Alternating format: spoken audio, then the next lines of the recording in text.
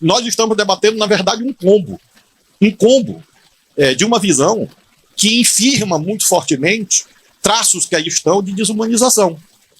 Vejam que nos Estados Unidos da América, uma das pátrias mais iluminadas do liberalismo político, lá escreveram os federalistas, nesse momento existe um estabelecimento de detenção de imigrantes chamado de Alligator Alcatraz. Esse é o nome.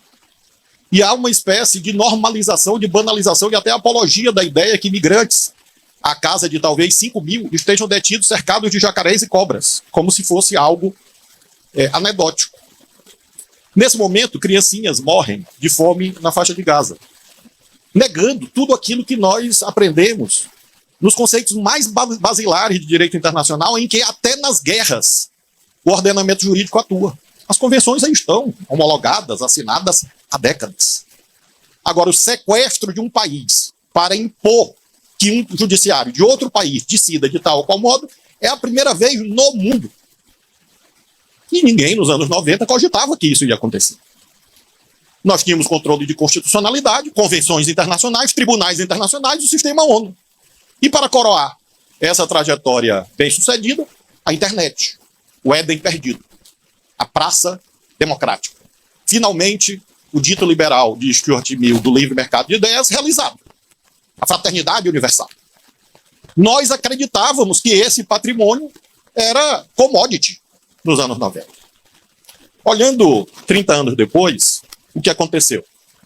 Amigos, amigas, o que acontece é que nós demos passos atrás e por isso a temática do trabalho se tornou mais relevante e mais desafiadora do que há 3 décadas. Porque o ambiente mudou. E o ambiente mudou numa ideia avessa a esse patrimônio civilizacional que rapidamente sintetizei.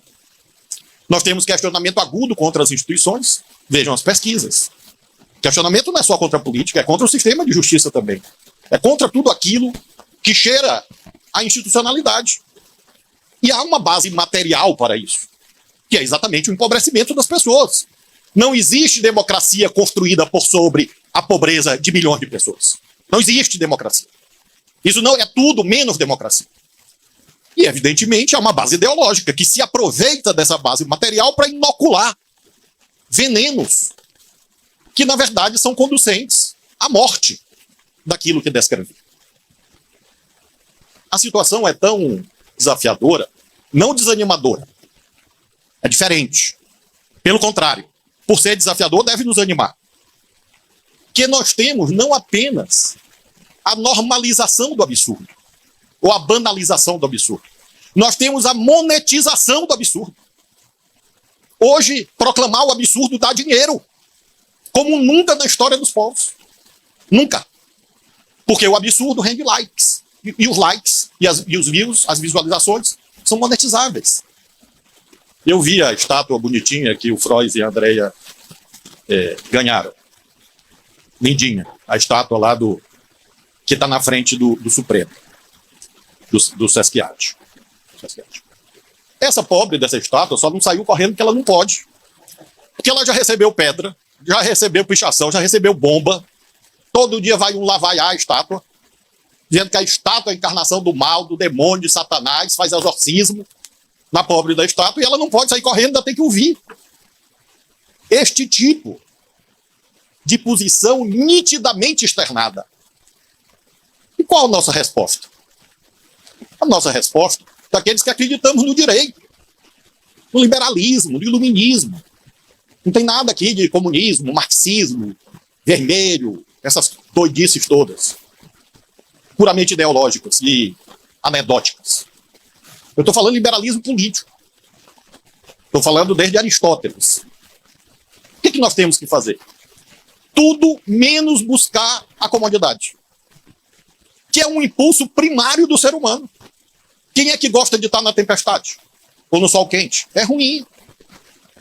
E hoje, se contrapor a esta ideia é tão duro quanto a realidade da estátua, só que nós não somos feitos de pedra.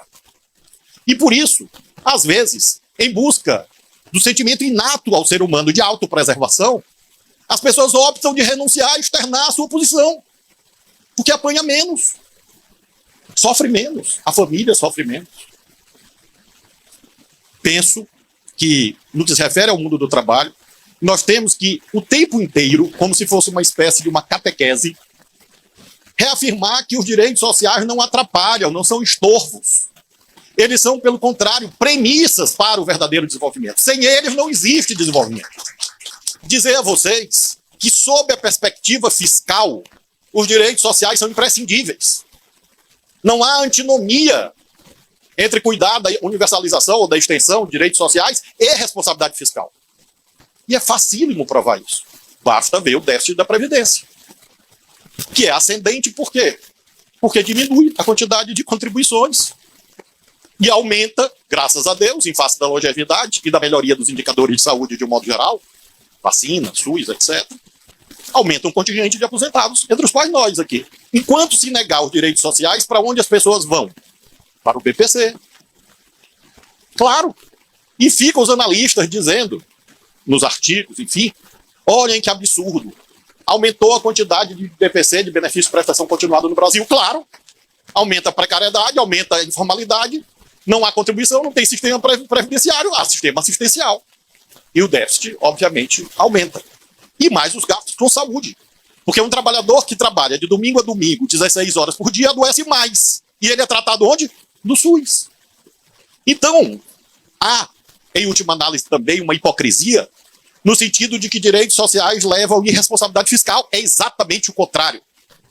Quem quer responsabilidade fiscal tem que defender direitos básicos das pessoas, porque sem eles não existe sustentação do Estado brasileiro, a não ser que se cogite de transformar a humanidade num grande alligator Alcatraz, em que as pessoas descartáveis serão puramente encarceradas em jaulas, mesmo que não tenham cometido nenhum delito. Que é isso que está acontecendo. Ser imigrante não é delito. Aliás, vocês sabem a diferença de imigrante para investidor, né? É o tamanho da conta bancária.